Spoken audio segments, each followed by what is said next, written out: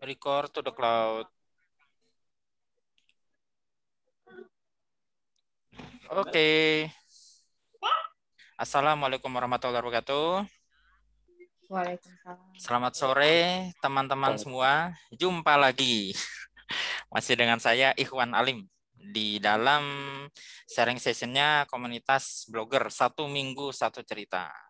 Ini sudah episode keempat. Kali ini kita akan bahas tentang dunia perfiksian sekaligus juga bagaimana menerbitkan novel baik lewat penerbit indie maupun lewat penerbit mayor ya. Nanti masing-masing dari narasumber kita akan diulas apa kelebihan dan kekurangannya dari kedua jenis penerbit tersebut. Nah, kali ini di edisi tanggal 6 Juni 2001 ini sudah datang pembicara kita yang sehari-hari berprofesi sebagai bankir di suatu bank ternama di negeri ini. Kali ini dia akan membahas, tadi saya sudah sampaikan ya, akan membahas seputar fiksi, menulis fiksi yang baik itu seperti apa. Nanti teman-teman bisa mengajukan pertanyaan, karena nanti kita formatnya lebih banyak talk show ya. Ada pancingan sedikit dari beliau, ada sedikit slide tentang bagaimana menulis fiksi dan menuangkannya menjadi novel. Ya, kira-kira itu dulu deh sebagai pengantar. Langsung saja kita serahkan. Kita panggilnya ini ya, Kak Tessa ya. Kita panggilnya Kak Boleh. Tessa, nanti beliau akan banyak bercerita dan waktunya mulai sekarang kita persilahkan kepada beliau. Beliau akan sharing slide juga. Silakan Kak Tessa.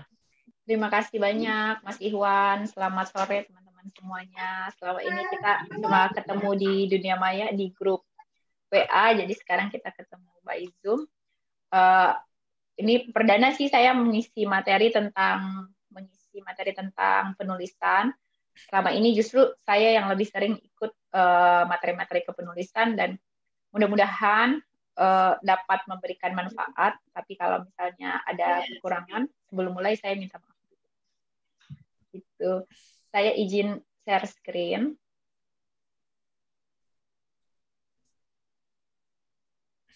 Udah kelihatan share screen-nya? Kelihatan, ya. Oke, kelihatan.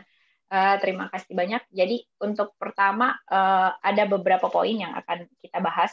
Ini sebenarnya menurut saya materinya dari 3 poin yang diberikan Mas Iwan untuk saya sharing, menurut saya itu materinya cukup padat, tapi karena sekarang bentuknya sharing session, jadi saya lebih banyak cerita tentang gambaran umumnya, agar nanti kita jadi punya lebih banyak waktu untuk berdiskusi. Apa saja yang perlu kita lakukan dalam menulis novel? Pasti di sini banyak lah yang mungkin yang udah lebih ahli juga mungkin menulis novel, ada yang sudah pernah mencoba menulis novel, atau ada yang sudah menerbitkan buku. Jadi kalau misalnya ada kekurangan, monggo nanti ditambahkan kalau misalnya ada tambahan. Yang pertama pasti sebelum kita mulai menulis, kita harus ada ide dulu. Ide dan premis. Sebenarnya kita mau menulis tentang apa. Jadi misalnya sekarang lagi ada lomba nih di Gramedia tentang realistic fiction. Nah, kita mau ambil idenya tentang apa? Premisnya tentang apa? Premis itu sama dengan kalau misalnya ada orang yang nanya, lo mau bikin cerita tentang apa sih? Satu kalimat yang menggambarkan cerita kita. Misalnya cerita tokohnya misalnya cerita tentang seorang anak SMA.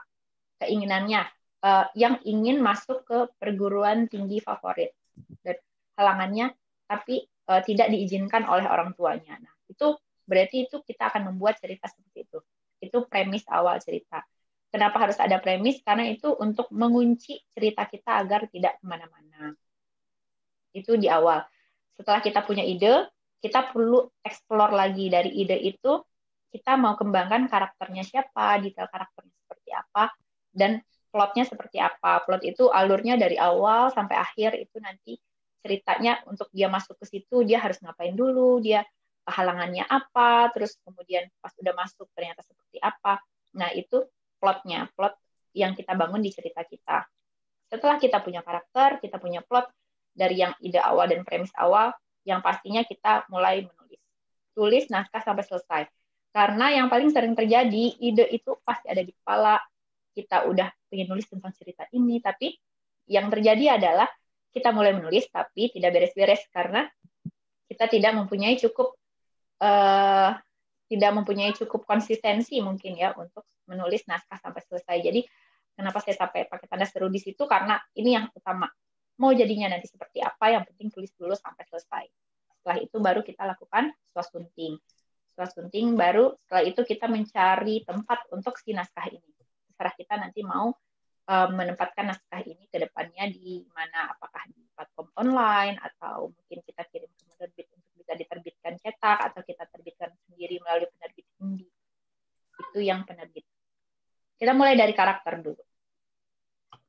Jadi sebelum itu ini ada quote yang menurut saya sangat menarik dari Jessica Brody. Bagi yang belum tahu Jessica Brody ini siapa, dia adalah salah satu penulis buku.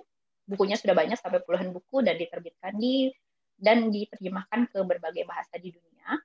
Jessica Brody ini juga yang menulis buku tentang Save the Cat, Write a Novel. Jadi buku fenomenal tentang membangun plot sebuah novel menggunakan metode Save the Cat.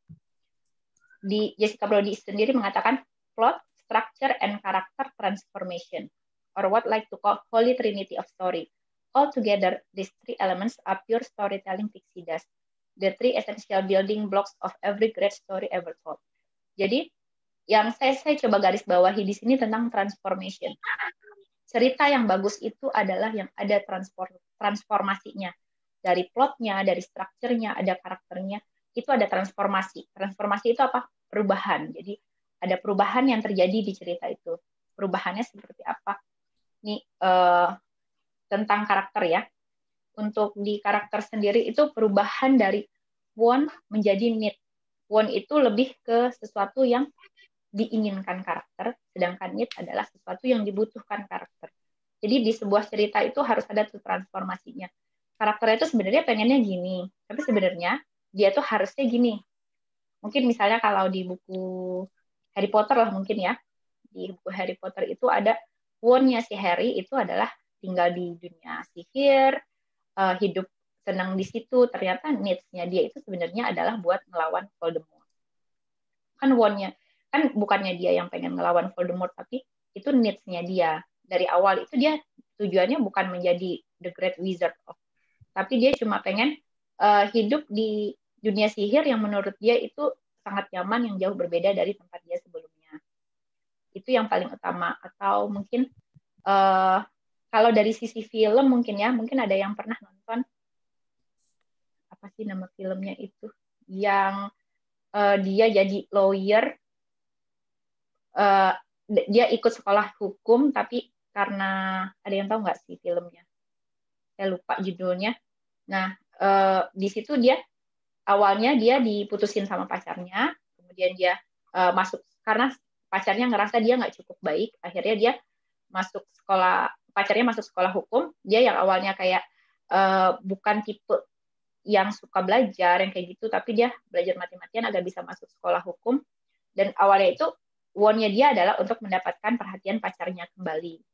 Tapi ternyata needs-nya dia itu sebenarnya adalah menjadi orang yang lebih baik dengan nge-push dirinya untuk belajar dan ternyata bisa memenangkan kasus-kasus yang besar seperti itu. Tipsnya apa aja untuk membuat karakter itu menjadi memorable? Karena kita nggak harus bikin karakter yang super wow, kita cuma perlu karakter yang memorable di hati pembaca. Ada 3 hal utama. Yang pertama, dia harus mempunyai tujuan. Tujuannya di akhir buku itu dia mau ngapain. Itu juga buat ngunci cerita kita. Misalnya Harry, tujuan akhirnya itu ngalahin Voldemort. Jadi mau dia sampai tahun pertama, kedua, sampai tahun ke-7 ceritanya mondar-mandir kemana dengan banyak tantangan, tapi goal akhirnya itu tetap ngalahin Voldemort gitu. Jadi ceritanya tuh tujuan karakter itu ngekunci cerita kita nanti endingnya seperti apa. Yang kedua itu adalah realistis. Realistis itu artinya karakter itu harus punya kekurangan, harus punya kelebihan. Jadi nggak ada tuh yang orang yang baca cerita orangnya super perfect, orangnya super cantik, nggak ada kekurangannya, baik. Pasti tuh orang jadi kayaknya nggak asik. Orang tuh pengen lihat oh dia cantik tapi ternyata dia itu gampang marah atau gimana. Atau kalau misalnya kayak di buku Shopaholic, dia cantik tapi dia ternyata punya kekurangan, dan kekurangannya itu adalah, kayaknya ada yang bocor deh.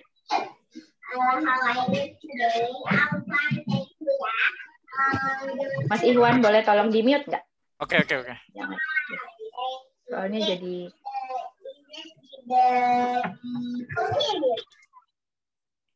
Oke, sudah boleh lanjut.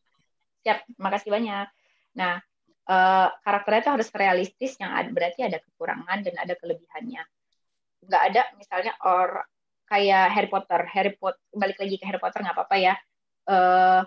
Harry Potter itu dia nggak super perfect, dia nggak yang paling pinter. Yang pinter itu ada temannya Hermione. Jadi semua itu orang yang kita gambarkan karakter kita tuh harus ada kekurangan dan kelebihannya. Terus yang terakhir itu unik. Unik itu juga membantu orang untuk mengingat karakter kita, apalagi kalau misalnya kita nulis buku karakternya cukup banyak. Kita hal unik itu bisa macam-macam. Mungkin kalau Harry Potter ada scar di jidatnya ya yang bikin dia berbeda. Atau mungkin ada juga orang yang teman-temannya misalnya ada banyak, ada satu yang ngomongnya ala-ala kayak Sunda gitu, atau misalnya ada lagi temannya yang si lemot kayak gitu. Itu membuat orang ingat ini karakternya si ini loh, karakternya seperti apa. Itu untuk karakter. Habis ke karakter, kita udah nyusun karakter orangnya seperti apa, sekarang kita masuk ke nulis ceritanya. Seperti yang tadi Jessica Brody bilang, itu ada transformation. Transformation itu berarti ada perubahan. Nah, kalau misalnya di sini saya bilangnya perubahan itu harus ada pemicu yang bikin dia berubah hidupnya.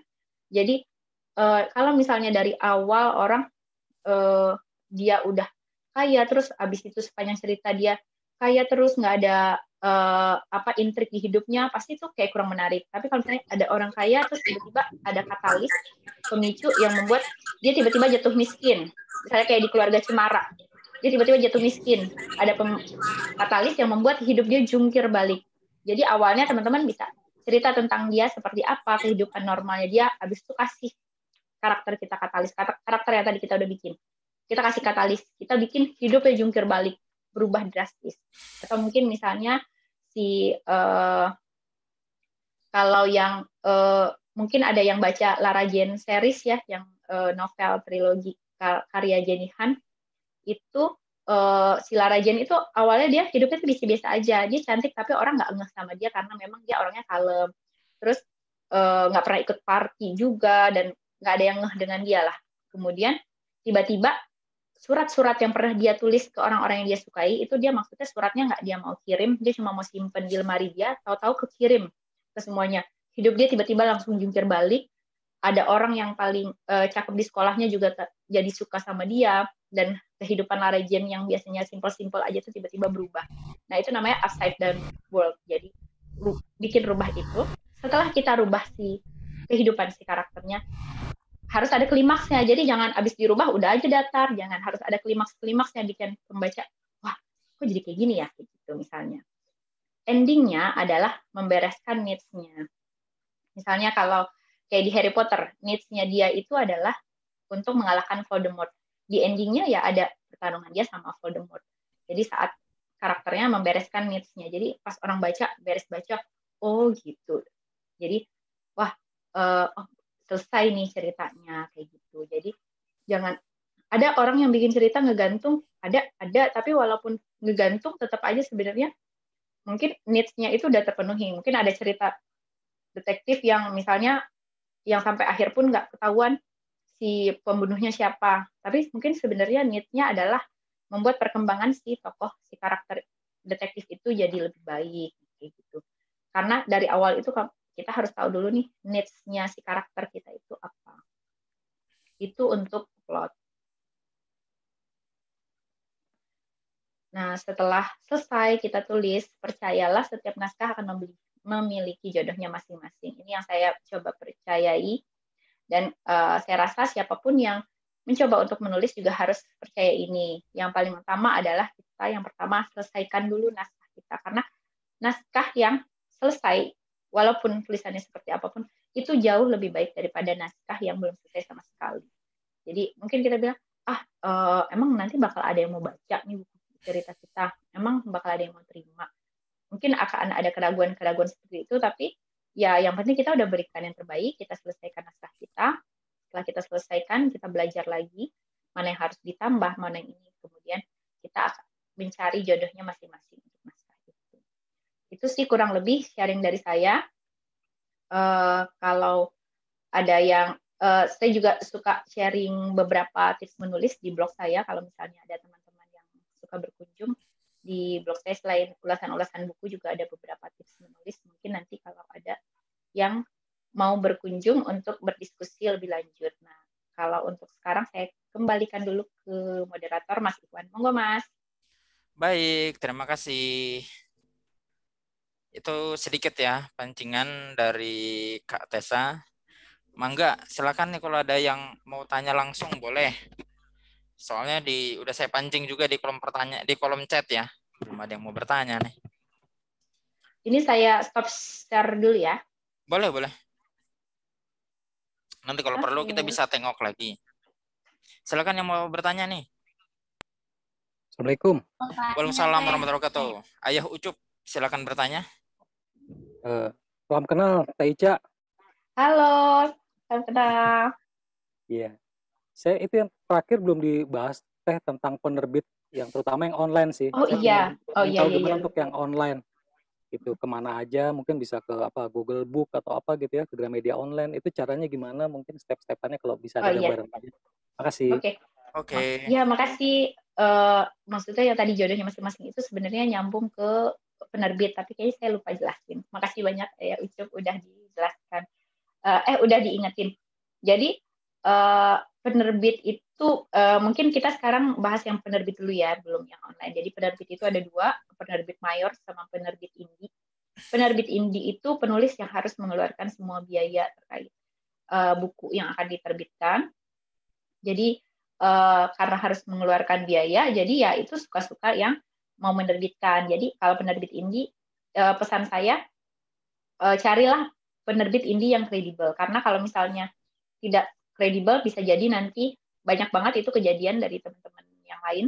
Mereka udah kasih naskah, udah diterbitkan, tahu-tahu nggak dibayar-bayar.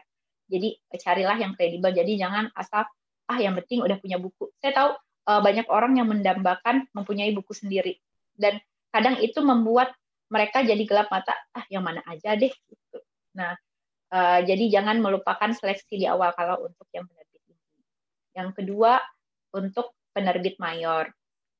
Kalau untuk penerbit mayor sendiri itu, karena yang akan membiayai itu adalah penerbit, maka suka-suka penerbit mau pilih naskah yang seperti apa. Jadi kita, yang pertama pasti kita cari dulu nih, kita mau penerbit yang mana.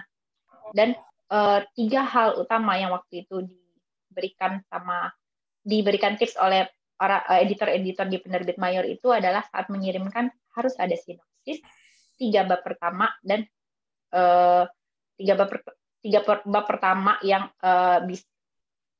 Jadi sinopsis, 3 bab pertama, dan plot dari cerita. Pertama itu sinopsis. Jangan pernah mengirimkan ke penerbit mayor tanpa sinopsis. Dan sinopsis di sini adalah sinopsis dari awal sampai akhir. Jadi bukan kayak blok di belakang buku aja gitu. Jadi benar-benar dari awal sampai selesai. Jadi nggak ada apakah akhirnya dia berhasil menemukan pembunuhnya. Nah, kalau udah kayak gitu, editor udah pasti langsung lempar, mereka nggak akan baca. Karena buku yang masuk ke naskah yang masuk ke editor itu ratusan. Bahkan kalau misalnya penerbit-penerbit besar itu mungkin bisa ribuan, dan mereka nggak punya waktu untuk baca semua cerita. Yang kedua adalah 3 bab pertama, karena mereka tidak akan baca. Kalau misalnya dia ngerasa sinopsisnya cukup bagus, dia akan baca 3 bab pertama, hanya 3 bab pertama. Dari 3 bab pertama itu mereka sudah bisa memutuskan, ini orangnya bisa nih diterima. Atau misalnya kalau misalnya dari 3 bab pertama, ini kayaknya nggak mungkin. Jadi misalnya kita bilang nih, plot twist kita itu ada di tengah. Jadi kalau misalnya dia belum baca sampai situ, ya mereka nggak akan tahu bagusnya cerita kita. Nggak akan sampai seperti itu. Karena editor itu tuh dari 3 bab pertama udah bisa menentukan ini cerita bakal bagus atau enggak. Mau plot twistnya bagus, kalau cara ceritanya di 3 bab pertama udah nggak oke, mereka nggak akan lanjut. Termasuk typo dan lain-lain itu harus benar-benar diperhatikan. Karena baru halaman pertama dan udah banyak typo, itu editor merasa penulis ini terlalu banyak pekerjaan yang harus dilakukan ke penerbit inilah, karena harus ada perbaikan dan lain-lain. Jadi mereka akan memilih penulis yang lebih baik. Kemudian dari sisi plot, kalau misalnya kalau misalnya 3 bab pertama mereka lihat udah oke, mereka akan baca sampai selesai, dan dari plot oke, itu kemungkinan bisa diterbitkan. Itu kalau untuk penerbit indie dan penerbit mayor. Dan yang berikutnya juga mungkin sekarang ada platform-platform kepenulisan online. Jujur saya itu tipe penerbit yang introvert. Kan ada, tadi saya sempat cerita di awal, ada penulis yang introvert. Jadi ada penulis yang ekstrovert, mereka nulis 1 bab langsung publish, 1 bab langsung publish. Ada juga penulis yang introvert, mereka selesaikan naskah, mereka endapkan, mereka edit, baru nanti mereka kirim ke editor. Jadi mungkin nanti teman-teman yang lain yang sudah berpengalaman menulis di platform online bisa sambil sharing juga seperti itu. Tapi kalau misalnya untuk masuk ke Google Playbook, tadi Ayo Ucup sempat bahas ya, kalau Google Playbook itu tergantung kita kerjasamanya sama penerbit mana. Beberapa penerbit itu, bahkan penerbit indie itu udah kerjasama sama Google Playbook. Jadi buku tetap bisa diterbitkan online di media Google Playbook. Sedangkan kalau kayak Amazon, mungkin pernah ada yang lihat, udah yang tahu kalau misalnya Amazon itu punya Amazon itu juga jual-jual buku, jual-jual e-book, dan yang saya hasil ngobrol dari ada salah satu penulis, dia udah tembus ke Amazon internasional, dan itu memang ternyata Amazon itu sifatnya sama kayak penerbit indie. Jadi kita cuma butuh nyari kayak daftar ke situ, kita publish, itu bisa tanpa melalui seleksi. Kalau untuk di Amazon untuk ke kancah internasional. Itu sih kurang lebih ya Ucup. Apakah cukup? Teh, tadi boleh digarisbawahi nggak bedanya sinopsis dengan plot? Oh iya, kalau sinopsis itu menceritakan cerita dari awal sampai akhir. Tipsnya itu dalam sinopsis itu adalah kita si karakter A, jadi si karakter kita ceritain katalisnya yang kayak tadi saya cerita, katalis. Kemudian oleh karena itu misalnya si Harry tiba-tiba diketahui kalau diberitahu kalau dia adalah penyihir. Oleh karena itu dia ke sekolah Hogwarts. Oleh karena itu dia jadi tahu kalau ini oleh karena dan pada akhirnya, nah di bawah ini pada akhirnya, jadi kita harus ada endingnya nih di akhir kalau misalnya untuk sinopsis ke editor untuk dikirimkan ke editor. Kalau blurb itu kan yang ada di belakang buku. Jadi sifatnya itu cuma kayak bikin pembaca penasaran nih, kayak misalnya yang ada di, belum kelihatan ya aku pakai ini. Jadi kayak ada di belakang kurang buku. Dekat kayaknya, makanya nggak kelihatan. Iya. Enggak, karena ini warnanya putih juga kali ya. Ya kurang lebih gitulah. Kalau blurb itu yang ada di belakang buku, yang misalnya cuma 2 paragraf dan nggak menceritakan detail isi bukunya. Gitu Mas Ikhwan. Oke. Ada pertanyaan lanjutan nggak nih dari teman-teman? Yang mau langsung nanya ya, boleh di-unmute. Mau Teh, mau tanya. Oke. Halo Teh Monik. Halo Teh. Aku kan ini ya udah balik-balik pokoknya baca blognya Teh Tessa yang Save the Cat gitu. Save the Cat, iya. Terus mau coba diimplementasikan, tapi kok ya mungkin saya kurang pengalaman juga ya, pengen ini dong minta tips triknya kalau misalnya kita mau bikin cerita itu tapi dengan plotnya itu banyak flashback gitu. Karena pas disusun ke outline sama ini tuh kayak gimana ya nyusunnya bolak-balik. Tapi kalau misalnya saya mau nyusun alur maju gitu kayaknya kurang menarik gitu ya. Jadi pengen dibuat flashback ke depan terus ke masa lalu.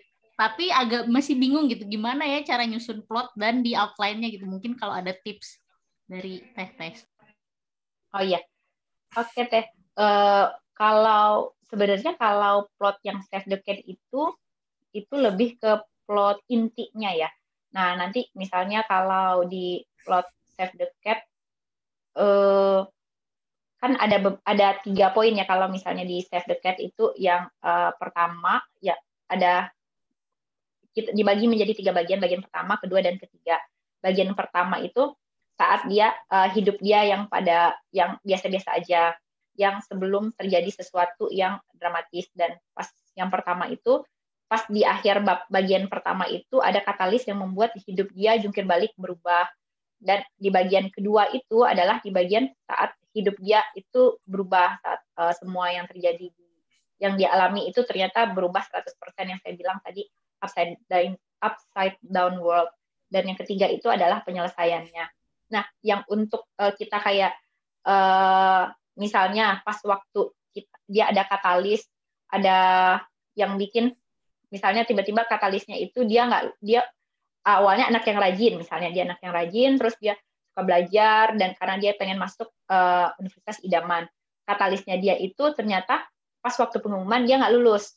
Nah, dia nggak lulus, berarti kan dia masuk ke upside down world-nya dia, habis itu dia harus ngapain karena dia jadi kehilangan arah, misalnya kayak gitu. Nah, saat dia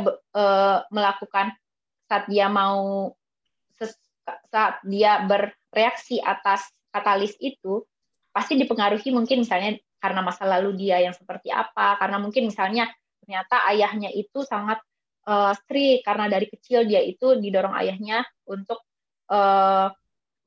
menjadi orang yang terbaik, misalnya kayak gitu. Nah, flashback itu kita masukkan di situ, jadi membuat pembaca, oh pantesan aja dia sikapnya kayak gitu. Padahal mungkin bagi orang lain, ya elah biasa aja kali kayak gitu kan, nanti juga ada tes yang lain misalnya. Tapi ternyata buat dia itu nggak biasa karena dia punya masa lalu loh. Nah, masa lalunya itu kita selipkan di masing-masing cerita itu yang menurut kita dapat mendorong, dapat membuat penggerak cerita kita ini makin kelihatan. Muhtar Lubis, Oke. dia benar. Ini sastra klasik tapi lekang sepanjang Lekang waktu oleh zaman. ya. Tadi Tessa kayaknya referensinya banyak yang dari luar. Boleh tahu nggak kenapa gitu misalnya? Oh iya, jujur sebenarnya juga di rak buku saya juga banyaknya novel-novel luar. Oh, Jadi gitu. novel-novel terjemahan. Jadi genre yang saya suka itu kan romance sama fantasi. Untuk fantasi jujur sampai sekarang saya belum menemukan fantasi lokal yang benar-benar bisa wow banget gitu. Jadi kalau untuk romance itu saya banyak sih baca-baca kayak Ila Nathan atau enggak Ika Natasha. Mungkin kalau di Ika Natasha itu kita bisa lihat yang di Critical 11 ya. Di Critical 11 itu kan awalnya tuh hidup si tokohnya itu serba perfect ya, kerjaannya bagus, suaminya kerjaannya juga bagus, tajir, dan perfect lah hidupnya. Tapi terjadi katalisnya itu adalah saat dia ternyata keguguran. Nah, keguguran itu membuat hidup dia itu yang semulanya kayak berjalan serba perfect itu ternyata berubah, jungkir balik. Nah, itu mungkin contoh yang kalau di novel lokal ya salah satunya. Oke. Beliau tuh kan bankir juga ya. Dirimu nggak ingin bikin cerita tentang bankir? Ada sih yang yang Nikah Muda, mungkin Teh Monik udah baca ya Teh ya, ada karakter bankirnya juga sebenarnya di situ. Oh iya, oke. Mantap. Tapi itu buku aku tulis sebelum banyak belajar tentang plot dan lain-lain sih Teh, jadi memang ya begitulah hasilnya. Oke. Silakan yang mau nanya langsung aja ya, boleh ya. Monggo. Punya ini nggak? Ini saya nanya random aja ya. Iya. Kan tadi bikin karakter mesti unik. Ada nggak? Atau punya contoh nggak? Contoh buruk tentang karakter yang biasa aja itu yang gimana sih, yang sebenarnya di sekitar kita tuh karakter yang biasa aja itu gimana, dan bagaimana kita menghindari membuat karakternya seperti itu? Karakter yang biasa aja ya. Di buku mana ya kalau misalnya kelihatannya yang biasa aja? Ya tugasnya editor kan sebenarnya mencegahnya kayak gitu ya. Iya benar. Saya tuh pernah baca buku ini. Itu fantasi lokal, judulnya 3 Dunia. Yang nulis itu Rama Nugraha, dan itu bukunya tebalnya lumayan ya, 500 halaman. Dan ceritanya bagus, world buildingnya bagus, karena kan memang dia ngambilnya itu fantasi dan si orang itu tinggal di dunia yang berbeda sama yang kita sekarang yang dia bilang 3 dunia itu. Dan dia bilang dia itu sudah sampai ke beberapa penerbit dan banyak ditolak, dan akhirnya ada salah satu penerbit di Jogja yang akhirnya mau menerbitkan. Pas saya baca, jujur, walaupun misalnya si cerita world building-nya bagus dari segi fantasi, tapi si karakternya itu nggak berkembang. Jadi dari awal cerita sampai akhir cerita itu karakternya itu tetap sebagai orang yang jadi dia itu rebel, dia pengen ikut ke geng si orang yang kayak mungkin kalau di kita geng bukan pembunuh bayaran ya, kayak penjahat bayaran gitu, dia pengen itu. Dan itu menurut saya itu si karakternya, background karakternya kenapa dia tiba-tiba jadi rebel, dia pengen aja jadi kayak gitu, dia pengen gabung aja sama itu, dan sampai akhir pun dia ya udah menjalankan misi-misi aja, udah habis itu selesai. Karena menurut saya itu harusnya si karakter itu kenapa dia pengen jadi rebel, dia harusnya ada backgroundnya dong, mungkin misalnya si ayahnya yang menuntut dia seperti apa, padahal ini enggak, ayahnya juga baik-baik aja. Jadi harusnya itu background karakternya itu harusnya kuat, yang bikin si orang, oh ya nih dia jadi rebel karena kayak gini, tapi mungkin seiring dia berjalan misi ternyata dia berubah. Ini ternyata enggak juga. Pas waktu itu saya sebenarnya kasih masukan ke penulisnya, dan penulisnya bilang, oh iya karena ini masih buku pertama, karena nanti akan ada kelanjutannya. Ya mungkin mudah-mudahan nanti di buku berikutnya akan lebih baik, tapi menurut saya sayang aja 500 halaman tapi tidak ada perkembangan cukup besar di karakter. Itu salah satu contohnya. Oke. Belum ada pertanyaan lagi. Nanti masa saya terus yang nanya. Apa nih? Apa ini Eka, Cak, kapan buku baru? Doakan ya, Kak. Ini sebenarnya lagi ada satu tektokan. Jadi waktu nah kan yang cerita tentang yang menemukan penerbit itu. Jadi saya pernah, saya punya satu cerita, saya ikutkan ke lomba Gramedia Writing Project tahun kemarin, judulnya 40 Hari Menjadi Ibu.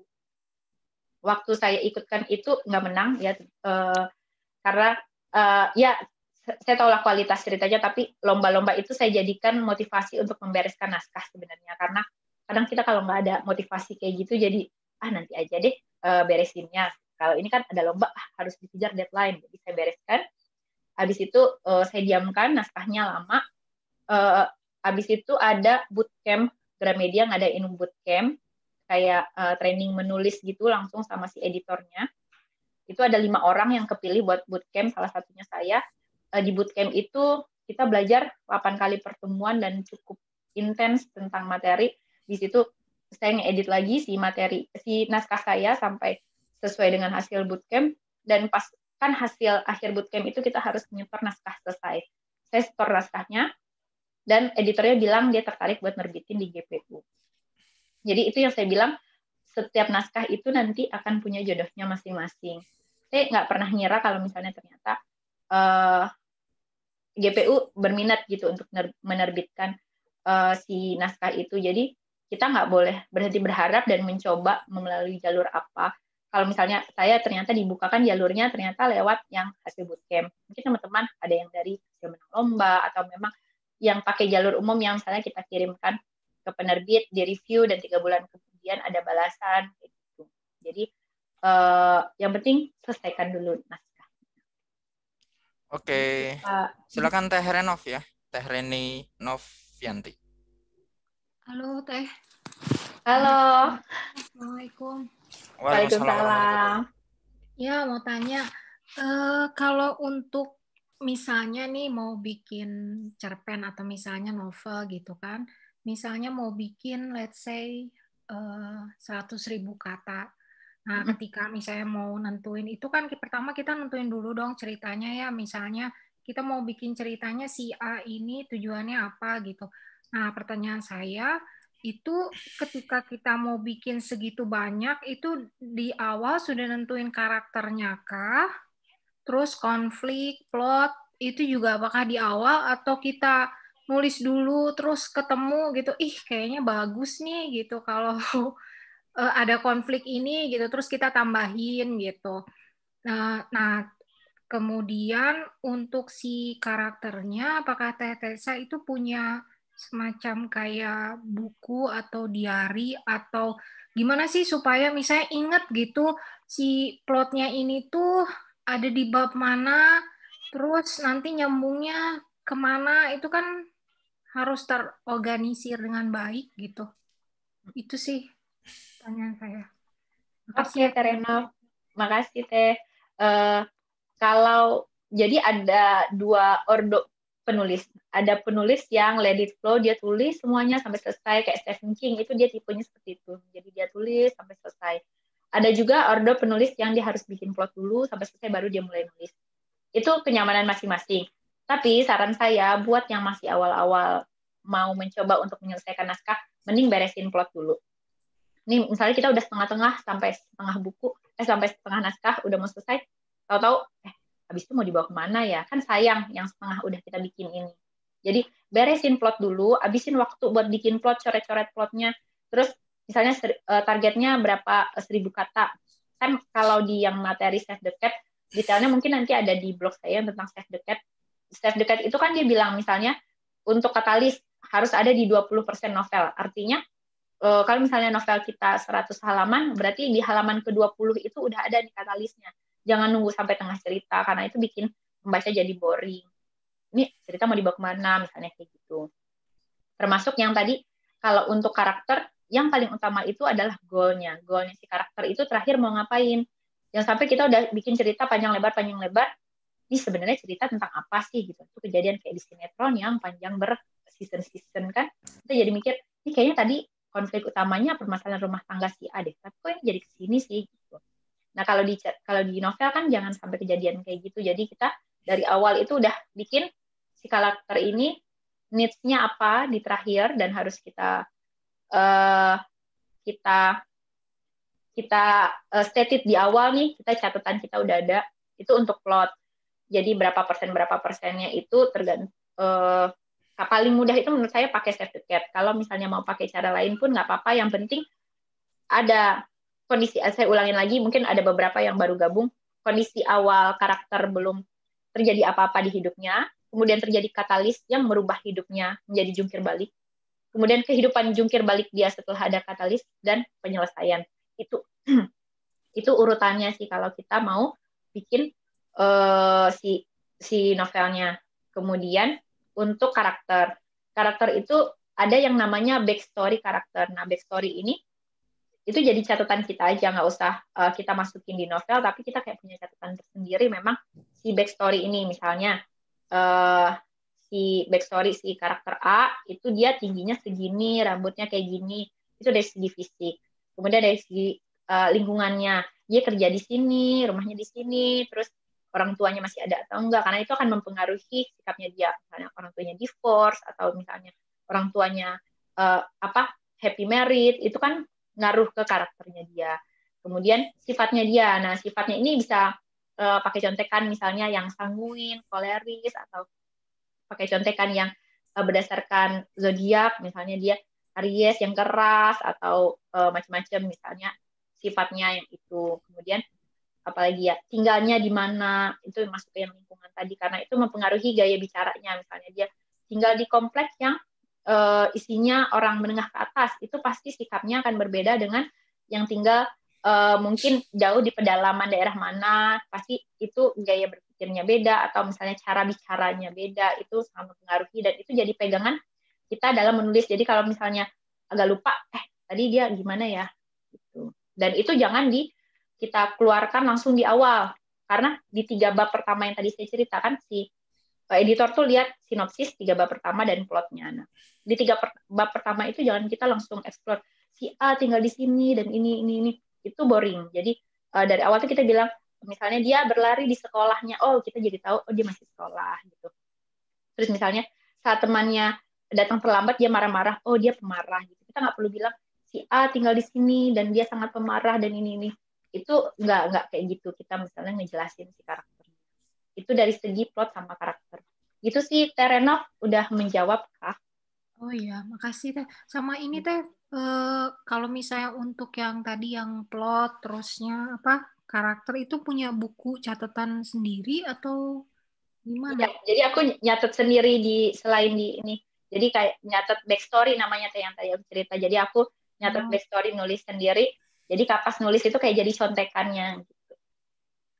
Oke. Backstory karakter, iya. Ngegunain ini nggak Teh? Ada aplikasi kan? Apa sih? Screwdriver atau apa ya? Saya pernah download sih. Jadi aplikasi yang buat di laptop, dia bisa nulis kayak karakter, plot, yang gitu-gitu. Oh, aku malah baru tahu. Keren Teh. Nanti aku cari namanya apa. Bentar. Kayaknya menarik. Namanya... Ya. Aku masih manual Teh, coret-coret. Jadi aplikasi digital yang membantu kita untuk Scrivener.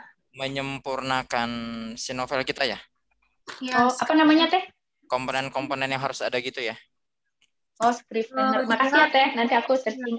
Oke, noted. Saya bacakan ya, Scrivener. Ya. SCRIVENER. Ya, dia itu. Mas Ikhwan, izin sebentar dong, aku mau ambil charger, kayaknya mau mati. Oke, silakan.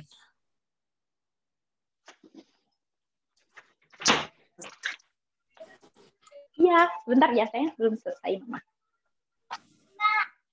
Mana charger Mama ya?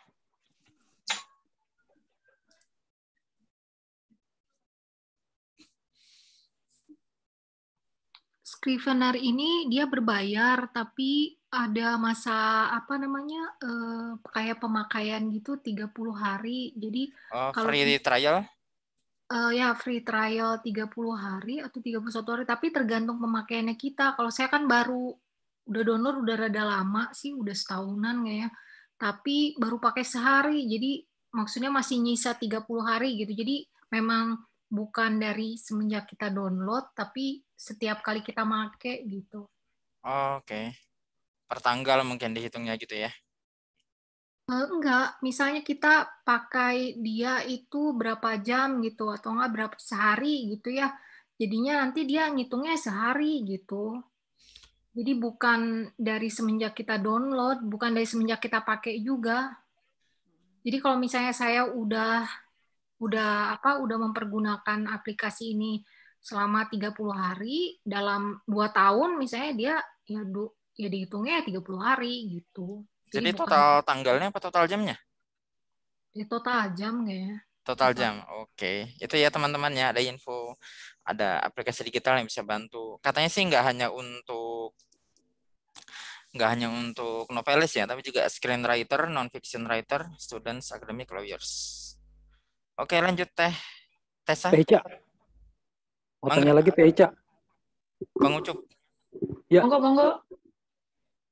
Pertama mau tanya ini, bagaimana tips and triknya untuk menyusun dialog, kan misalnya di novel itu di dialog ya. Dialog misalnya kalau dia anak SMP atau anak SMA kan pasti mungkin gaya bahasanya atau mungkin kata-katanya berbeda ya. Nah itu bagaimana menemukan bahasa yang pas, mungkin ada tips atau ada reference atau ada apa gitu ya. Terus yang kedua, bagaimana Teh Ica bisa memberdayakan diri atau memunculkan kreativitasnya tuh bagaimana caranya, tipsnya? Apakah misalnya untuk memunculkan ide, nulis di taman atau mungkin di depannya ada foto atau apa gitu, mungkin bisa di-share Teh. Nuhun. Oke, siap. Ya, Ucup. Yang pertama tadi dialog ya. Jujur saya juga masih banyak belajar sih ya Ucup. Yang kemarin kayak novel saya yang tadi saya cerita udah diterima di GPU, itu saya sampai bolak-balik karena di situ ada karakter anak 6 tahun dan menurut si editornya ini cara ngomongnya belum kayak anak 6 tahun, masih terlalu dewasa gitu. Jadi si editornya itu masih bolak-balik ngasih masukan-masukan. Jadi ya paling enak itu memang kita perhatikan di lingkungan kita. Misalnya anak 6 tahun itu sebenarnya cara ngomongnya kayak gimana sih. Jadi memang lebih banyak memperhatikan sekeliling, membuat kita jadi lebih peka. Kalau misalnya kalau nggak ada di sekeliling, banyak nonton yang misalnya karakternya mirip kayak yang kita ambil, itu lumayan memberikan insight baru lah saat kita menulis.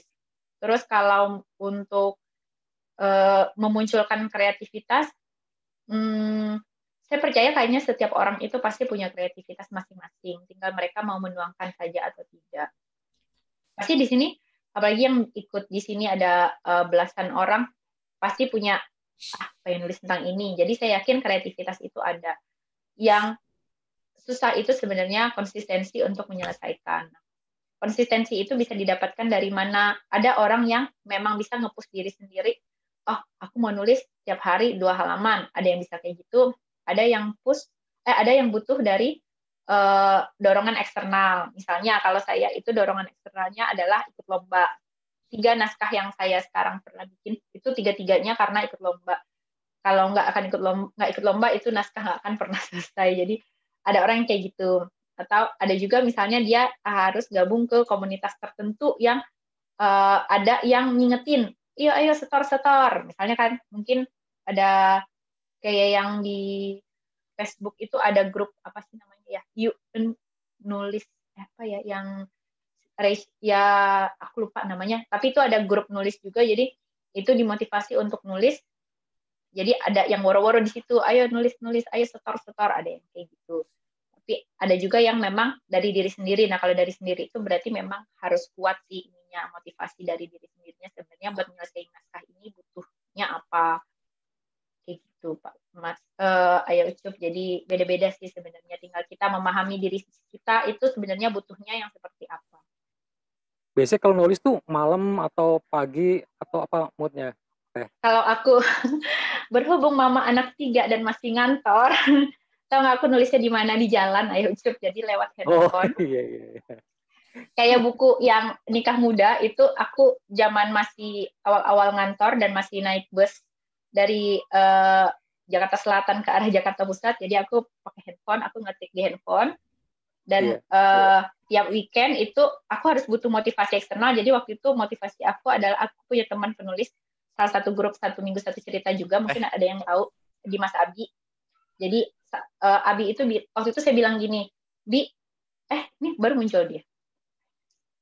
Panjang umur halo Abi, panjang umur lagi diceritain muncul. Jadi waktu itu saya bilang ke Abi, Bi, Isa punya ide cerita.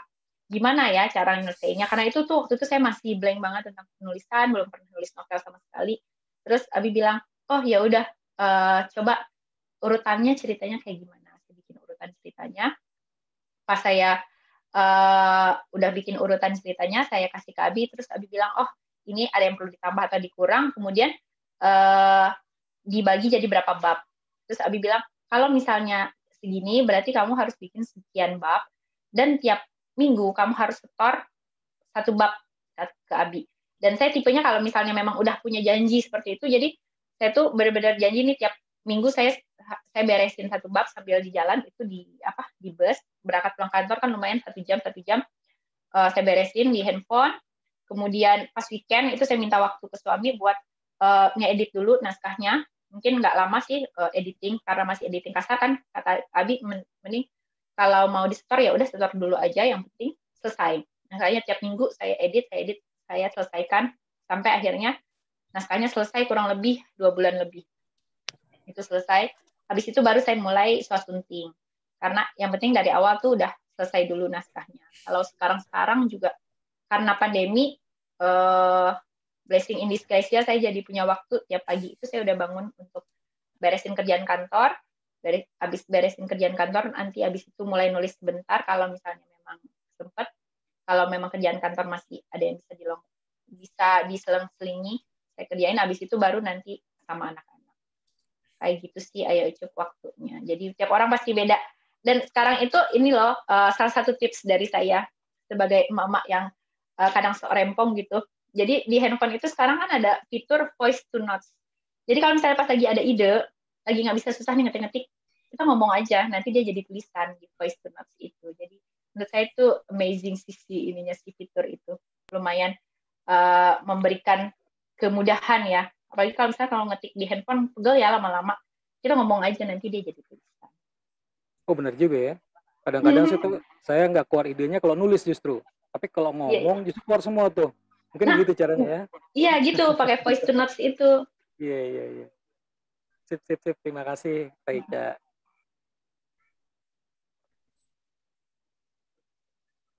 Kalau ngetik di HP pakai aplikasi apa teh? Ada aplikasi tertentu nggak? Misalkan Google Docs kah biar synchronize dengan yang lain? Kalau zaman aku dulu, zaman waktu nulis yang novel pertama itu belum ada Google Docs, jadi cuma di notes HP. Tapi buat nge-save-nya aku taruh di nggak tahu zaman dulu nggak ada Google Docs atau akunya yang belum ngerti Google Docs gitu ya zaman dulu itu. Jadi aku save di email, emang aku save di email, tapi tetap ngetiknya sih tetap di notes handphone. Nah kalau sekarang aku pakai Google Docs, dan buat teman-teman yang lagi nulis juga itu Google Docs itu sangat-sangat membantu karena dia suka ngasih suggestion kalau kita typo. Jadi kita kalau typo itu dia kayak ada remark-nya gitu. Jadi kita nggak perlu, maksudnya langsung kelihatan ini typo nih. Gitu. Kadang kan kalau misalnya typo kita suka miss gitu kan, ada 1-2 yang settingannya bahasa Indonesia kan gitu ya? Ya, settingannya diganti bahasa Indonesia. Jadi kalau misalnya ada yang typo, kita tinggal double klik, berubah dia jadi yang kata-kata yang seharusnya. Itu keren juga ya.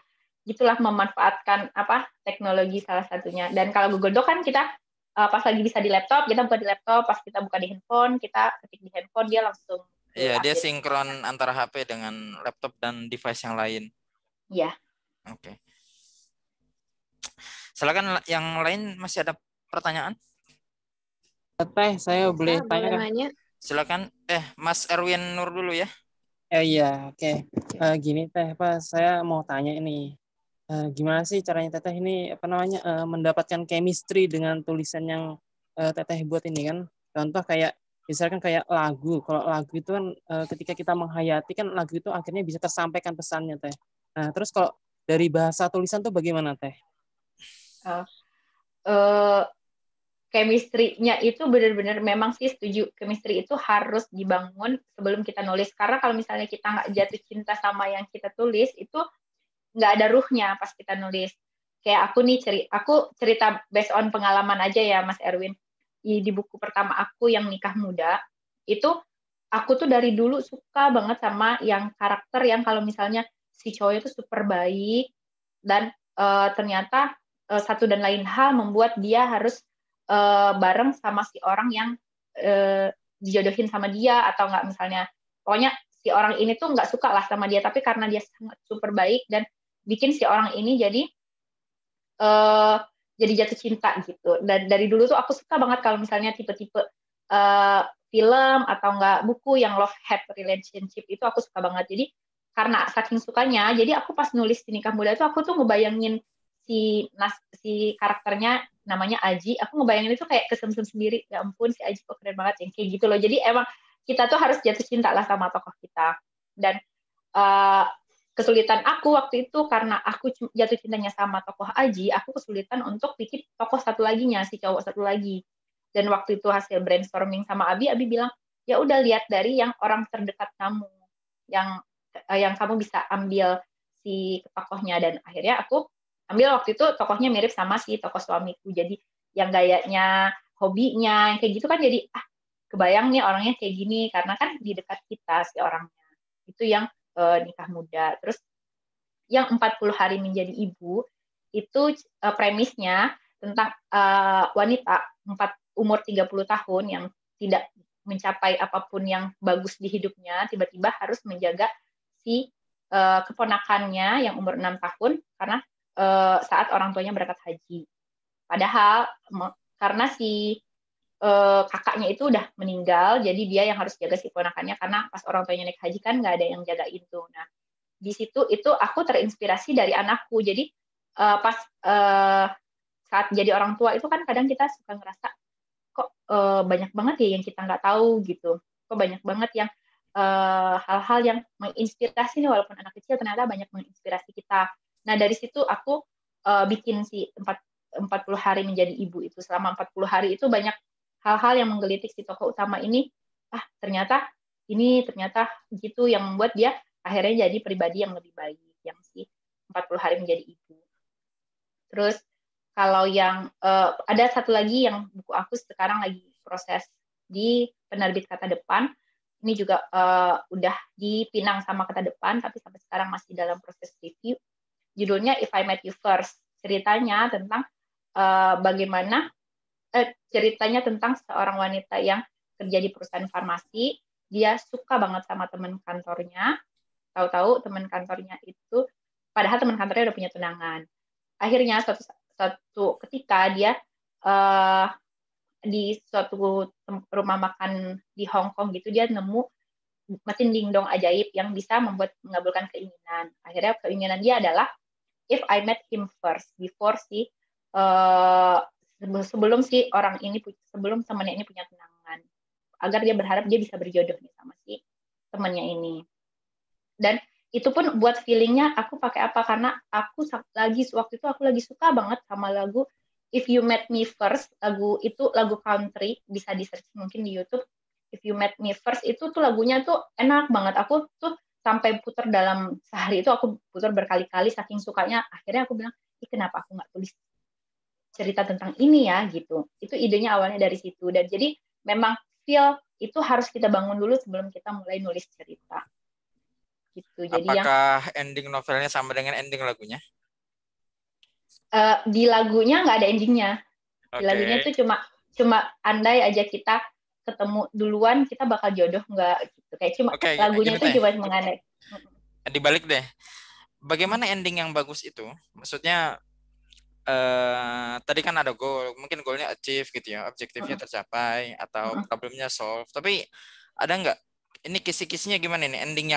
Ending yang bagus ya. Maksudnya saya semalam kan nonton Mortal Kombat tuh, kalau teman-teman tahu. Ya namanya film berdasar game berantem, ya banyak berantemnya, tapi di endingnya tidak ditutup dengan baik gitu ya. Tapi menurutmu gimana? Tadi yang kayak aku cerita di bagian karakter ya, ending yang baik itu adalah ending yang menjawab needs-nya si karakter gitu. Misalnya nih novel detektif, mungkin orang-orang merasa needs-nya orang-orang mengharapkan misalnya ketahuan nih si pembunuhnya siapa. Padahal mungkin needs-nya bukan itu. Pas waktu saat dia mencari pembunuh itu, si orang ini jadi yang awalnya mungkin misalnya detektifnya pemurung, atau yang ini pas lagi memecahkan kasus itu dia berubah jadi orang yang lebih baik kayak gitu. Jadi itu sebenarnya lebih ke needs awalnya kita nulis cerita itu needs-nya apa, dan itu harus terjawab di ending. Walaupun ending kita tipenya kayak question ending yang kayak gitu, tetap harus needs itu harus terjawab. Oke, ini ada pertanyaan. Kalau nulis karakter utama, bagusnya kita mesti masuk ke dalam karakter kah? Kayak semacam aktor masuk ke dalam peran yang sedang dilakoninya. Mungkin tadi sudah terjawab, tapi ditegaskan lagi deh. Iya, kalau misalnya ya yang penting kita ikut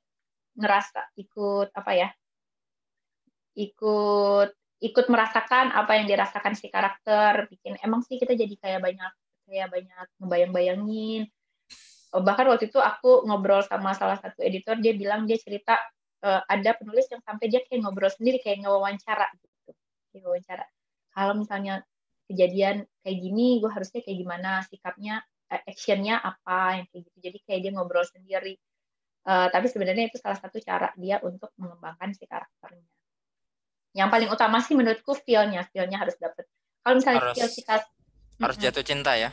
Iya, kalau misalnya kita aja nggak merasakan kenyamanan saat menulis itu, berarti apalagi orang lain gitu. Kalau misalnya percayalah hal yang dilakukan dengan sepenuh hati, pasti orang lain dapat merasakan itu juga.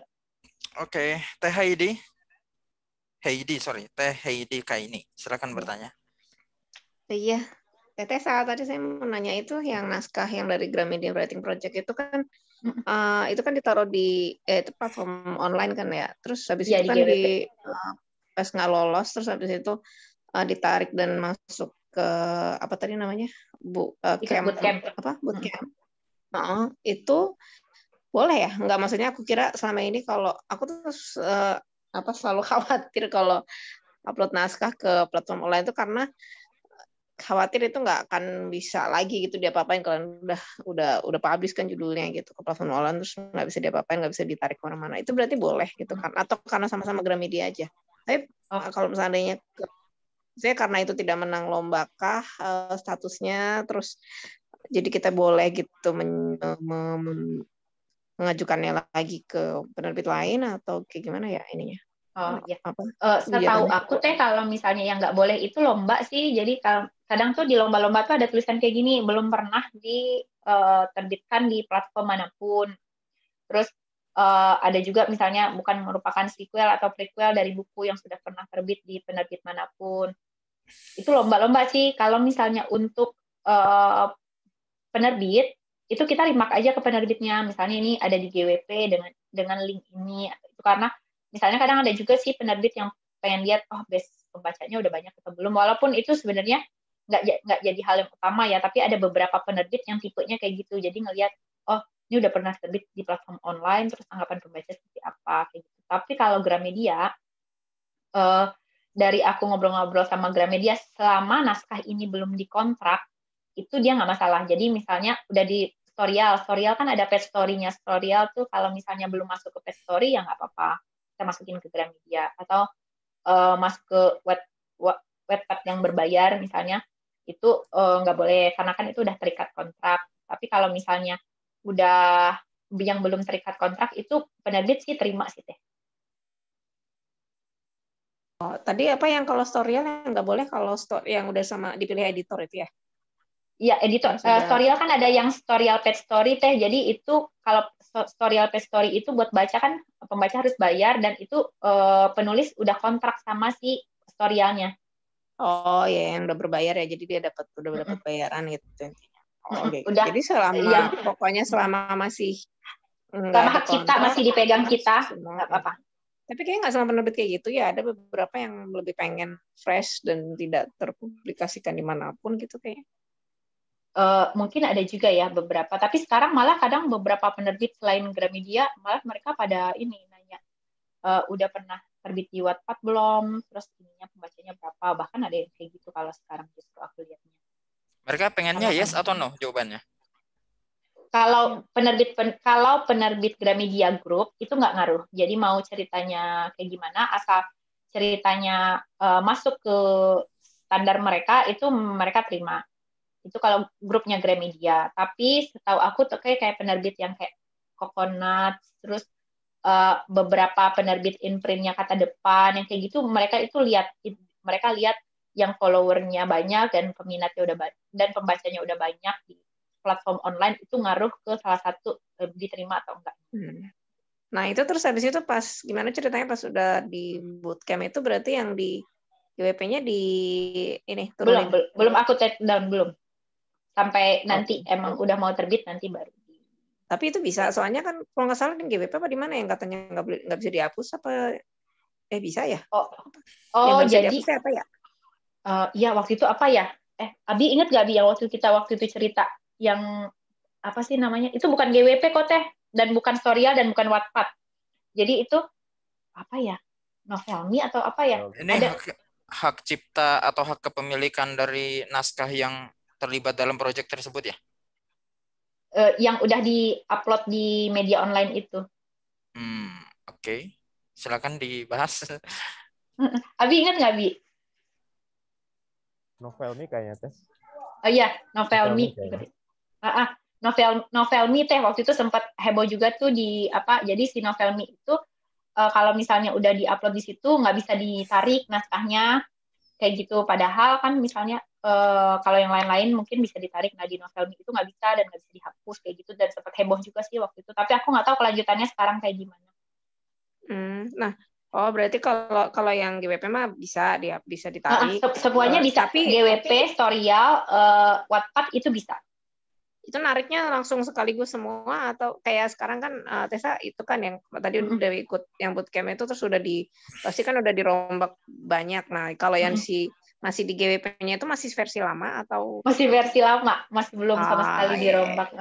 Jadi yang rombakannya itu ya, maksudnya nggak ada di situ gitu. Nggak ada di situ, ya. Seandainya nih misalnya pas lagi jalan gitu terus ya sambil ngedit terus sambil ngerevisi gitu, itu juga mau diubah gitu bab tertentu gitu tuh bisa atau bisa. Harus langsung semua satu novel di take down gitu? Bisa teh, asal nggak ini apa selama belum sign kontrak ya teh. Kalau kan aku ini belum sign kontrak nih, yang kalau yang GPU yang udah sign kontrak kan yang Kata Depan. Nah yang sign kontrak selama belum sign kontrak itu masih bisa aku edit. Oh bisa. Tapi nanti kalau udah sign kontrak, paling kan misalnya mereka request tuh mungkin muncul apa diiniin 3 bab awal aja, yang lain di close. Bukan, maksudnya yang tadi yang sudah tayang tadi, yang di platform online. Itu teh Bisa, kalau bisa, ngambil tuh bisa harus di. sekaligus semua atau bisa gitu kita Kalau satu bab doang yang kalau bagus. bisa teh. Soalnya kan bentuknya tuh kayak kita unpublish atau kita delete itu bab per bab bisa, atau satu cerita langsung bisa ada pilihannya di ininya di menunya. Oh ya, sip. Oke. Oke, makasih ya. Siap. Oke, Teh. Apakah masih ada pertanyaan? Kita sudah berjalan 70 menit kayaknya nih.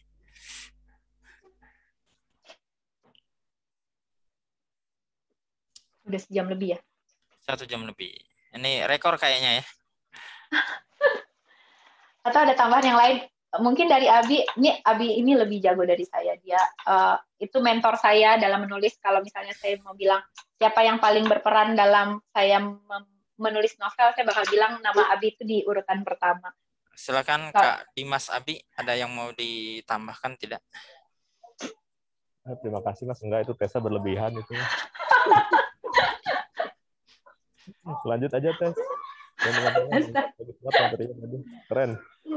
Kan kalau saya kan penulis jadul ya. Kalau Tessa masa kini nih. Ya Allah. Oh gitu. Lanjut, Mas Abi ini bukunya banyak di buku nih waktu itu terbit. Genrenya beda sih. Kalau saya kan lebih ke romance, kalau Mas Abi itu lebih ke komedi. Wah, nulis komedi juga nggak kalah susahnya sebenarnya. Buku favoritnya apa? Favoritnya apa? Genre saya itu favoritnya kan ada romance sama itu fantasi. Kalau fantasi yang pasti yang pertama adalah Harry Potter. Bukan begitu, Mbak Al? Kita pencinta Harry Potter, Potterhead. Dan yang kedua, terus ada kayak buku Lockwood and Co. Mungkin ada yang pernah baca buku Jonathan Stroud, itu ceritanya tentang para pemburu hantu. Itu Hunger Games trilogy. Nah, kalau misalnya mau buat yang belajar karakter itu Hunger Games itu saya rekomendasikan banget karena itu bisa kelihatan dari awal itu want-nya Katniss itu cuma untuk menyelamatkan adiknya. Needs-nya dia adalah menyelamatkan semua orang dari Capitol. Jadi itu berubah dari want-nya dia menjadi needs-nya, itu kelihatan banget perkembangan karakternya. Itu keren banget menurut saya kalau buat yang belajar karakter bisa baca di Hunger Games Story.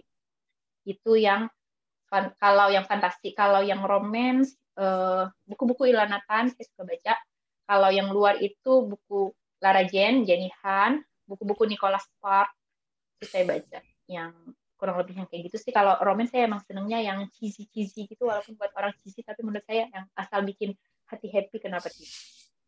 Oh. Ngomong-ngomong soal romance, ada ini nggak? Bukan romance ya, topik, tema ataupun kategori ya. Misal nih teman-teman ingin cepat diterima penerbit, ada nggak sih topik tertentu yang banyak diterima gitu? Kalau misalnya kalau romance saya nggak tahu. Kalau misalnya untuk penulis di penulisan platform online, mungkin itu cerita orang ketiga itu masih menjadi favorit. Tapi makin ke sini itu cerita orang ketiga itu udah mulai dianggap agak basi ya, maksudnya apalagi orang ketiga dalam pernikahan. Jadi begitu banyak cerita tentang pernikahan selain orang ketiga yang bisa diangkat. Jadi kan sempat rame ya Layangan Putus ya, Layang Putus atau Layangan Putus. Ya, saya nggak baca sih itu. Ya, tapi itu viral cuma tidak jadi novel ya.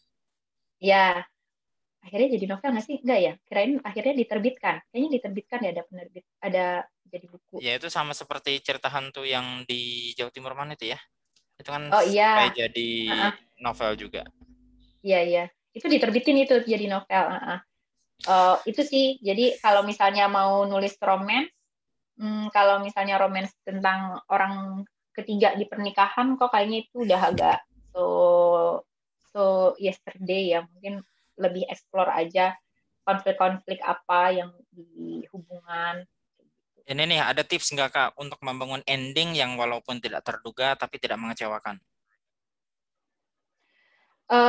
Nah, salah satu yang saya dapatkan waktu ikut trainingnya Jessica Brody, saya waktu itu yang Save the Cat saya ikut langsung dengerin langsung materinya Jessica Brody yang dia bilang itu sebenarnya yang dibutuhkan pembaca itu bukan bukan ending yang tidak terduga atau ini, tapi ending yang memberikan kepuasan. Jadi kalau misalnya mau endingnya nggak terduga, tapi maksudnya bikin, terus kok jadi kayak gini sih gitu. Jadi bikin pembaca kayak gitu juga kan nggak sebenarnya nggak terlalu bagus juga. Jadi mending endingnya itu adalah memang yang menjawab, oh ternyata akhirnya kayak gini, oh ternyata permasalahannya tuh kayak gini. Jadi sesuatu yang selesai itu sih yang balik lagi yang ngejawab needs-nya itu. Jadi kalau mau kita bikin plot twist bikinlah di tengah-tengah, di ending boleh atau agak ke tengah boleh, tapi tetap pada jalur kita untuk menyelesaikan si needs-nya si karakter. Dan salah satu tips juga yang di Save the Cat itu ada salah satunya gini. Jadi saat jadi ada kurvanya pas naik, pas dia udah misalnya pas lagi tadi yang saya kasih contoh, misalnya dia anaknya rajin, terus pas waktu mau tes masuk perguruan tinggi ternyata dia nggak lulus, terus jadi upside downward, dia jadi kayak down segala macam. Nah pas dia kira dia down, dia pas lagi poin paling bawah, dia ngira paling bawah, ternyata habis itu dia ada yang bikin sesuatu yang bikin dia naik lagi. Misalnya entah dia ketemu cowok yang memotivasi dia untuk naik lagi. Nah, kalau mau si plot twist itu dibikinnya kayak gitu. Jadi saat orang mengira udah A, ternyata ada B-nya loh, kayak gitu.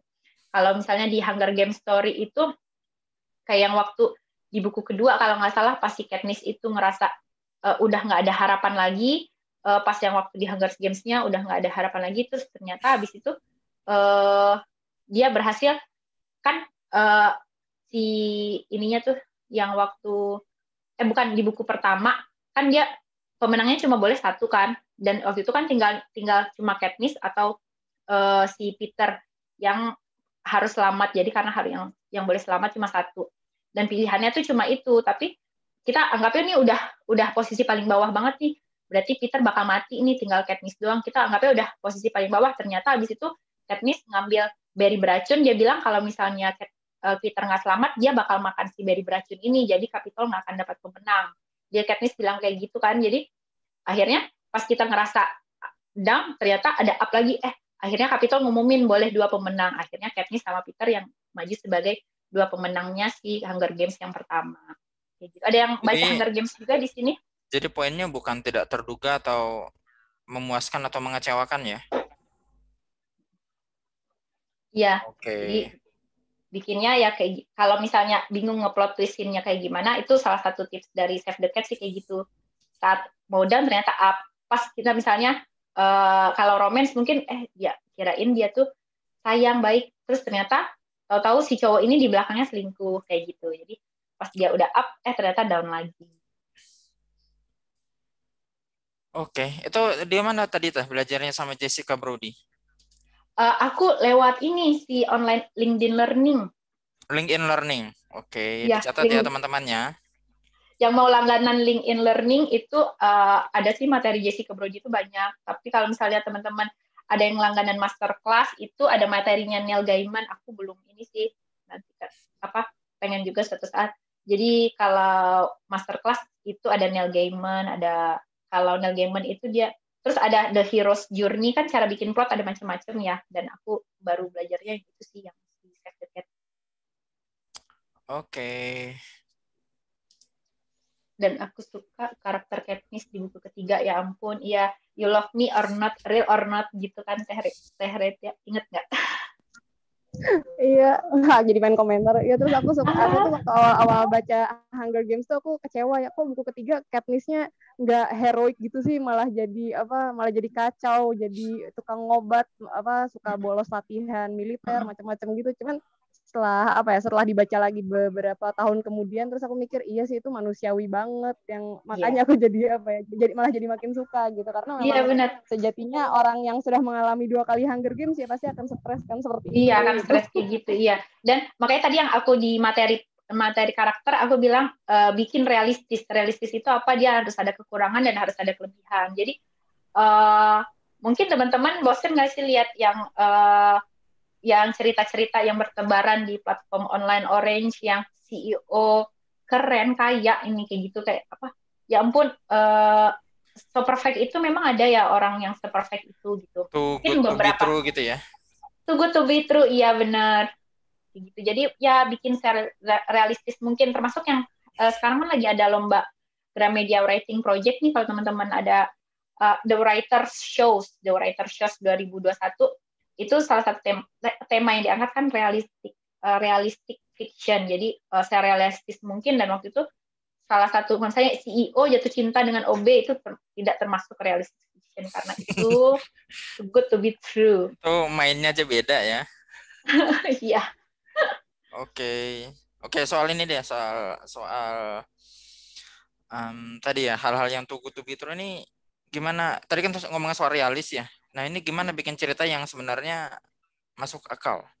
Kadang-kadang kan ya kalau too good to be true kan mungkin konteksnya karakter ya. Tapi kalau dari Iya, sisi benar. plot itu kan di satu sisi kita dituntut kreatif, ya ada fantasinya, tapi gimana supaya tetap membumi, masuk akal ceritanya? Gimana ya, kalau misalnya yang waktu aku ikut bootcamp yang ini, yang waktu ikut bootcamp Gramedia, salah satu yang banyak aku revisi di naskah aku itu adalah si background karakter, karena menurut si pematerinya waktu itu misalnya karakternya bersikap A, harus ada alasan dong kenapa dia bersikap A. Nah, itu yang kita buat serealistis mungkin. Jadi misalnya nih yang tadi kita bilang mungkin ada yang di buku aku yang Nikah Muda, mungkin ya di situ dia dijodohin sama si anak buah bapaknya, dan itu jarak umurnya tuh lumayan jauh lah, dan dia masih SMA. Kan buat orang-orang ini apa sih, nggak realistis banget ya ceritanya kayak gitu. Tapi kalau misalnya diikutin di ceritanya, itu dia tuh udah nggak punya keluarga sama sekali, dan bapaknya itu kalau misalnya bapaknya meninggal, dia mau sama siapa, dan bapaknya tahu kalau misalnya si orang yang dijodohin ini itu mempunyai mempunyai background yang baik untuk bisa jadi si suaminya si tokoh utama ini. Jadi kita harus membawa si pembaca ikut melogikakan itu. Oh iya juga ya. Jadi banyak review-review pembaca aku yang bilang yang awalnya dia nggak suka nih sama si karakter Aji ini, karena kan jadi kayak perusak, tiba-tiba datang terus sok baik dan sok ini, terus tapi pas makin ke akhir cerita mereka mulai oh iya juga ya gitu, dan si akhirnya pas gitu itu yang kita bikin si pembacanya ikut. Kalau masalah plot, masalah ini itu bebas aja, itu kreativitas masing-masing, tapi harus ada background dari setiap tingkah dari si karakternya kita agar realistis. Oke. Masih mau lanjut ya? Bebas, masih ada pertanyaan nggak? Tapi jangan lewat maghrib aja pokoknya ya. Kalau udah maghrib kita stop. Setelah menit ke 70 tadi kayak semakin panas. Apa lagi ya? Ada lagi kah? Cerita superhero kan kalau belakangan saya juga merasa makin lama makin tidak ini diikuti, karena kok kayaknya sempurna banget ya superhero itu ya. Iya. Tapi kan aku nggak ngikutin sih Marvel. Tapi maksudnya tetap ada flow-nya lah. Kalau misalnya si Jessica Brody itu bilangnya flow cacatnya. Jadi setiap orang tuh harus ada flows-nya. Setiap si karakter itu harus ada flows-nya dia. Kayak bukan flawless. Kayak si Iron Man kan ada flows-nya dia kan congkak atau kayak gitu. Dia kan beda. Suka ngaku ya kalau dia tuh Iron Man. Iya, beda sama superhero yang lain. Jadi dia emang ada flow-nya masing-masing. Kayak misalnya si Batman, dia punya flow-nya dia itu kan, masa lalu dia kan nggak bahagia lah kayak gitu di Gotham itu, makanya dia pengen memperbaiki Gotham City. Oke. The Flash tuh bagus sih Kak, superhero tapi cerita kesarannya realistis. Oke. Karena saya sendiri juga baru meninggalkan Superman yang baru ya. Ya dia ada tuntutan antara kehidupan rumah tangganya sama tuntutan pribadinya yang Superman itu. Oke, masih ada yang mau nanya? Ada yang mau nanya? Sebelum kita tutup. Oke, kayaknya itu aja. Mungkin Tessa boleh ngasih konklusi ya. Oh iya. Terima kasih banyak atas sharingnya sore ini. Nggak kerasa benar udah sejam lebih. Dan saya yang saya sampaikan mungkin ada benernya, tapi mungkin juga ada salahnya, belum tentu 100% bisa diikuti. Kita kembalikan ke masing-masing, karena menulis novel itu balik lagi ke kenyamanan masing-masing. Saat kita nyaman, kita tuh pasti pengen, pengen buru-buru nulis ini, kayak kebayang-bayang gitu sih tokohnya tuh pengen kita terus. Jadi cari nyamannya kita, cari kliknya kita di cerita itu kayak gimana, dan kalau misalnya udah ketemu itu, cari motivasi untuk beresin sampai selesai. Jadi pajang cita-cita itu, ini harus selesai, dan kalau misalnya udah selesai baru kita ngobrol lagi apakah ada yang baca atau enggak, atau itu jangan dipikirin dulu, yang penting kita beresin cerita. Begitu Mas Iwan, mungkin dari aku gitu. Oke, sudah mendekati 1,5 jam. Kita cukupkan dulu ya episode keempat ini. Terima kasih Teh Tessa udah hadir dan ngasihkan berbagi pengalamannya kepada kita. Kita kalau ada request kali ya, request materi maupun request pemateri, boleh disampaikan ke kita yang jadi admin di komunitas blogger 1 Minggu 1 Cerita. Untuk edisi kali ini kita cukupkan dulu. Terima kasih atas kehadiran teman-teman semua, khususnya yang sudah aktif membuat ngobrol-ngobrol sore ini menjadi lebih hidup. Terima kasih Teh Tessa. Selamat sore. Assalamualaikum warahmatullahi wabarakatuh. Waalaikumsalam warahmatullahi wabarakatuh. Terima kasih Terima kasih banyak semuanya. Terima kasih Teh.